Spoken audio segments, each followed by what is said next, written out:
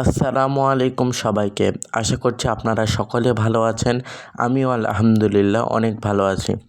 আজকে আপনাদের সাথে একটি দারুণ ভিডিও শেয়ার করতে চলে আসলাম। আজকের ভিডিওটিতে থাকবে সান্তাহার থেকে ঢাকা যাওয়ার ট্রেনের ভ্লগ বা ভিডিও। এই ট্রেনে আমি কিভাবে গেলাম, কি সুবিধা অসুবিধা সব কিছু আজকে এই ভিডিওতে শেয়ার করব। তো চলুন ভিডিওটি উপভোগ করতে থাকুন। এখন আমরা নওগাঁ থেকে সান্তাহার যাওয়ার যে রাস্তা আছে সেই রাস্তা দিয়ে এখন আমরা যাচ্ছি। এখন আমরা পার করছি মল্লিকা ইন হোটেল। আর কিছুক্ষণের মধ্যে আমরা পৌঁছে যাব। এই তো আমরা 15 মিনিটের মধ্যে পৌঁছে গেলাম সান্তাহার জংশন রেলওয়ে স্টেশনে। এখন আমরা আমাদের নির্ধারিত প্ল্যাটফর্মে চলে যাব, অর্থাৎ 3 নম্বর প্ল্যাটফর্মে। 3 নম্বর প্ল্যাটফর্মে এসে দেখে আমাদের ট্রেন এখনও আসেনি, কিছুটা বিলম্বে চলাচল করছে আমাদের ট্রেন। অপর পাশে দাঁড়িয়ে আছে দোলনচাঁপা এক্সপ্রেস, সেই ট্রেনটির ভিডিও ক্লিপ নিয়ে নিলাম। আমাদের ট্রেন কিছুটা লেটে চলাচল করছে আজকে। সো এই হলো সান্তাহার রেলওয়ে স্টেশনের লুক। ইতিমধ্যে আমাদের ট্রেনটি প্রবেশ করছে প্রায় 1 ঘন্টা বিলম্বে। ট্রেনটির লোকও অলরেডি স্টেশনে প্রবেশ করছে। দেখতে থাকুন পুরো ভিডিওটা। একের পর এক কোচ যাচ্ছে। আমাদের কোচের নাম হলো সো আমরা সেই কোচের অপেক্ষায় দাঁড়িয়ে আছি। এই ট্রেনটিকে উত্তরবঙ্গের রাজা হিসাবেও ধরা হয়ে থাকে, কারণ এই ট্রেনটি অল্প সময়ের মধ্যেই অনেক সুনাম অর্জন করে ফেলেছে। আমি এখন কোচে উঠব। সো ট্রেনে উঠে গেলাম। উঠে আমার সিট হিসেবে আমি বসে পড়লাম। এখন আমরা ছেড়ে যাচ্ছি সান্তাহার রেলওয়ে জংশন। তো বাই বাই সান্তাহার। আমরা এখন সান্তাহার রেলওয়ে জংশনের 3 নম্বর প্ল্যাটফর্ম থেকে বেরিয়ে চলে আসছি। সান্তাহার রেলওয়ে জংশন স্টেশনটি অনেক বড় রেলওয়ে স্টেশন। আমি ভিডিওটির স্পিড বাড়িয়ে দিয়েছি, না হলে অনেক সময় লেগে যেত। আমি যেই কোচটাতে যাচ্ছি সেই কোচটা পুরোটাই এসি। এই শ্রেণীর নাম হলো স্নিগ্ধা বা এসি চেয়ার, বা বাংলাতে বলে তাপানুকুল চেয়ার। এখানে সিটের সামনে আপনি ট্রে পাবেন, বা ফুড ট্রে এটা বলে, এবং নিচে রয়েছে ম্যাগাজিন ট্রে, এবং রয়েছে বোতল রাখার জন্য বোতল হোল্ডার, এবং এখানে রয়েছে বৈদ্যুতিক শক। এখানে আপনি আপনার মোবাইল ল্যাপটপ চার্জ দিতে পারবেন, এবং বড় একটা জানালা রয়েছে। এখানে হলো সিট নম্বর দেওয়া আছে। এটা হলো এসি বগির ভিতরের অবস্থা। ট্রেনে উঠতে না উঠতেই আমি একটা চা অর্ডার করে ফেললাম। এটা হলো দুধ চা। ট্রেনে চলাচলের সময় চা হলে অনেক ভালো লাগে। এখন আমি পার করছি আত্রাই বা আহসানগঞ্জ রেলওয়ে ব্রিজ। অনেক সুন্দর লাগছিল ব্রিজের উপর দিয়ে যখন ট্রেন যাচ্ছিল। সো বলে রাখা ভালো, এই ভিডিওটা কিন্তু প্রায় 1 মাস আগের ভিডিও, যেটা এডিট করতে অনেক সময় লেগে গেছে। এই হলো ভিতরে অনেক সুন্দর দেখতে। সো এটা হলো বাংলাদেশের প্রকৃতি। আপনি শুধুমাত্র রেল জার্নির মাধ্যমেই প্রকৃতিকে সুন্দরভাবে মনোরমভাবে উপভোগ করতে পারবেন। তাই বেশি বেশি বাংলাদেশ রেলওয়েতে ভ্রমণ করুন। এই হলো শীতাতপ নিয়ন্ত্রিত এসি চেয়ার বগি বা কোচের ভিতরের অবস্থা। এখানে আমার সামনে খাবার ট্রেটি আমি এখন তুলিয়ে রাখলাম, যেহেতু চা খাওয়া শেষ, অযথা খুলে রাখার প্রয়োজন নেই। আরেকটি কথা বলতে ভুলে গেছি, এসি বগিতে কিন্তু পর্যাপ্ত পরিমাণ লাইট এবং ফ্যানের সুইচ আছে, এবং অনেক বড় লাগেজ রাখার ক্যারিয়ার আছে। কিছুক্ষণ পরে আবারও আমি একটি জুস কিনে নিলাম। এখন আপনাদেরকে আবারও দেখাচ্ছি। এখন আমরা নাটোর রেলওয়ে স্টেশনে পৌঁছে গেছি। নাটোর রেলওয়ে স্টেশনে 11:54 আমাদের ট্রেনটি ঢুকেছে।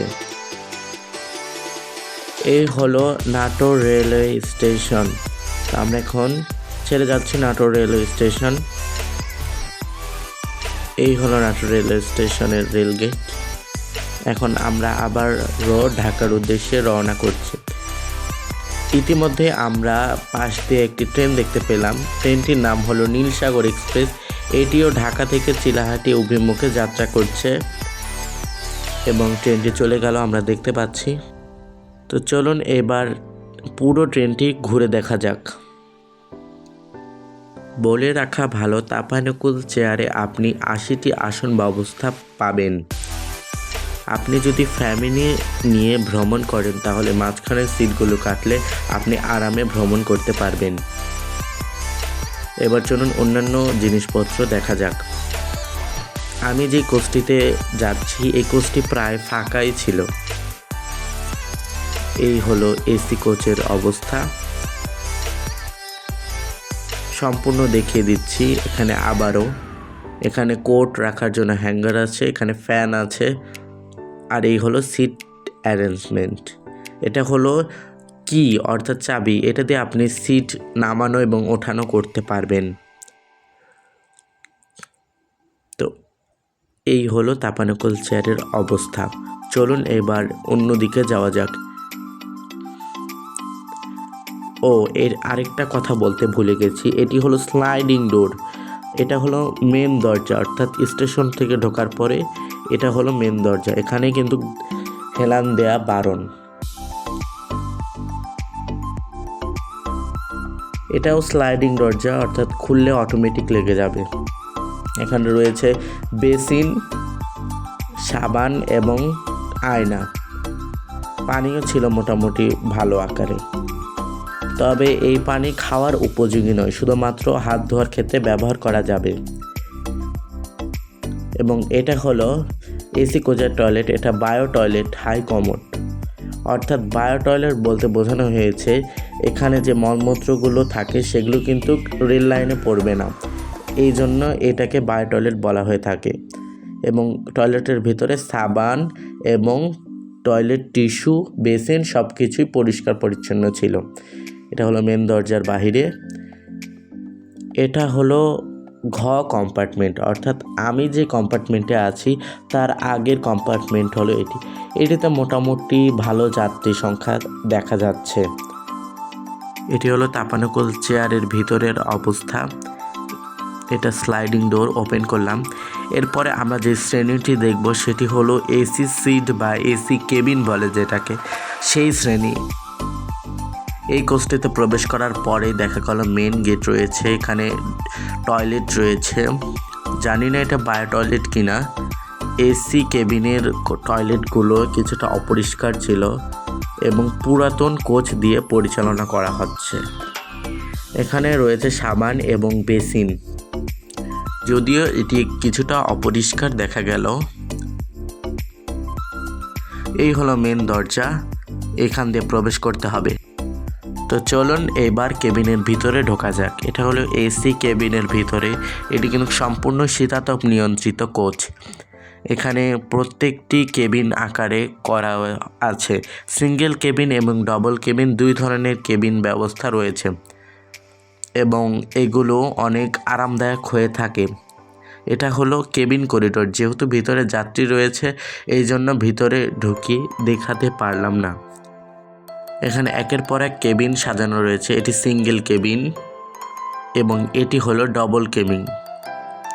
এখানে সিটিং অ্যারেঞ্জমেন্ট, দিনের বেলা 4 জন বসে যেতে পারবে এবং রাতের বেলা প্রত্যেক সিটে 1 জন করে ব্যক্তি শুয়ে যেতে পারবে। এবার চলুন অন্যান্য কোচের কী অবস্থা দেখে আসি।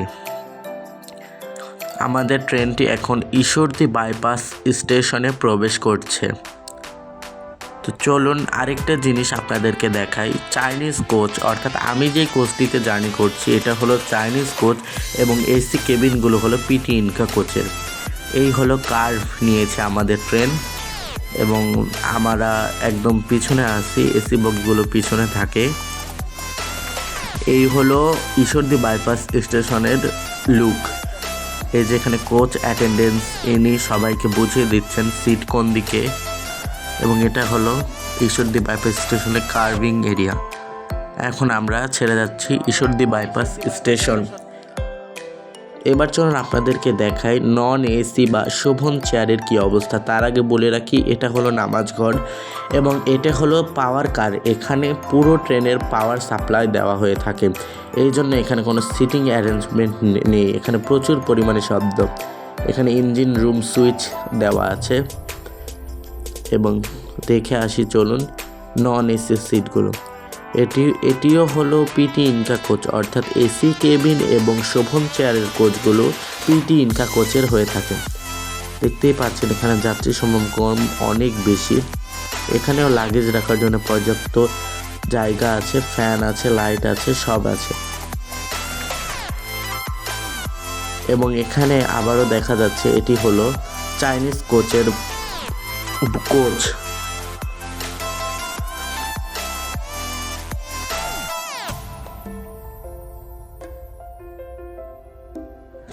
চলুন নন এসি সিটের সুবিধাগুলো জানিয়ে দিই। এটা হলো নন এসি সিট, এটা হলো চাবি, এটার মাধ্যমে আপনি সিটকে উঠা ও নামানো করতে পারবেন। এই হলো সিটিং অ্যারেঞ্জমেন্ট, অর্থাৎ আপনি যখন এই ট্রেনে ভ্রমণ করবেন, এই ট্রেনে 3 ধরনের সিট রয়েছে। প্রথমত এসি কেবিন বা এসি সিট, দ্বিতীয় তাপানুকূল চেয়ার বা এসি চেয়ার, তৃতীয় নন এসি চেয়ার বা শোভন চেয়ার। এটা হলো টিটিই, ইনারা আমাদের টিকিটটি দেখছেন। প্রত্যেকটি কোচ ব্যবস্থার ভিডিও করার পরে আমি এখন আমার সিটে এসে বসলাম। এটা হলো সিরাজগঞ্জের কাছাকাছির এলাকাগুলো। এখানে সরিষা ক্ষেত রয়েছে, অর্থাৎ সরিষা ফলন হবে, এই জন্য আমি ভিডিও নিলাম। খুবই সুন্দর লাগছিল, একের পর এক সবুজের সবুজ। এরপরে আমরা আরও একটি ট্রেন দেখতে পেলাম। এই ট্রেনটির নাম হলো বুড়িমারি এক্সপ্রেস।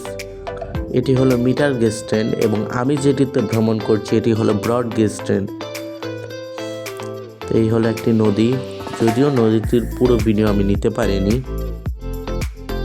আমাদের ট্রেনটি যদিও এই স্টেশনে দাঁড়ানোর কথা নয়, তবুও এখানে কিছুক্ষণ দাঁড়িয়েছিল জামতৈল স্টেশনে। এখন আমরা যমুনা সেতুর কাছাকাছি চলে এসেছি। এটা হলো ফ্লাইওভার এবং আমরা আস্তে আস্তে যমুনা সেতু পশ্চিম রেলওয়ে স্টেশনে প্রবেশ করছি।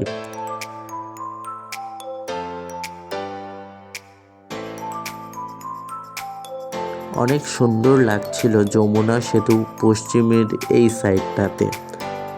এখানে কিন্তু উন্নয়ন প্রকল্পের কাজ চলমান রয়েছে। এই হলো অবস্থা। এবং আমরা এখন যমুনা সেতু পশ্চিম রেলওয়ে স্টেশনে প্রবেশ করলাম এই মাত্র। এখানেও কিন্তু উন্নয়ন প্রকল্পের কাজ চলমান রয়েছে। এখানে দেখা যাচ্ছে মিস্ত্রিরা। এবং এখানে আমাদের ট্রেনের 10 মিনিট একটি চেকিং হলো। চেকিং শেষে আমাদের ট্রেনটি আবারও ছাড়লো, যদিও কিন্তু এই স্টেশনে আমাদের কোনো স্টপেজ নেই।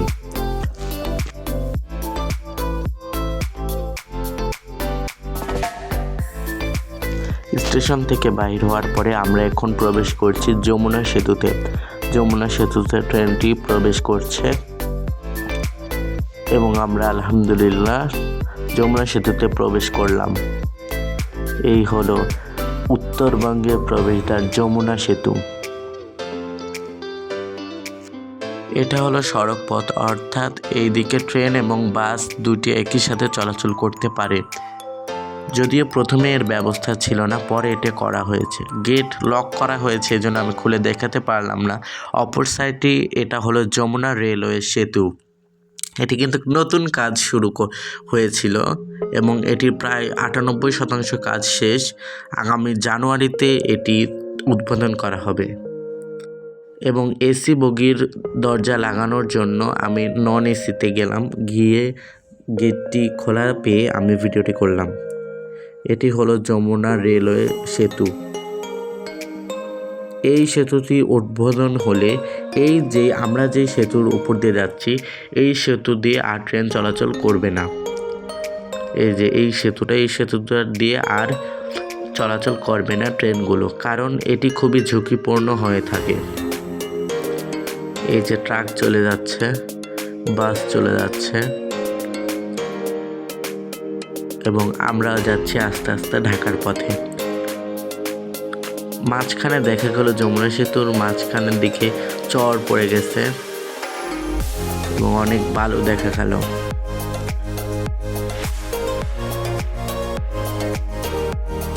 আমরা যমুনা সেতু পার হয়ে চলে এসেছি। এবং আরেকটি মজার বিষয় হলো এটি নতুন লাইন তৈরি করা হয়েছে। এটি যমুনা রেল সেতু অর্থাৎ যেটি নতুন করা হয়েছে সেদিক থেকে এই লাইনটা এসেছে। আর কিছুদিন পরে সব ইন্টারসিটি ট্রেনগুলো এই লাইন দিয়ে যাতায়াত করবে।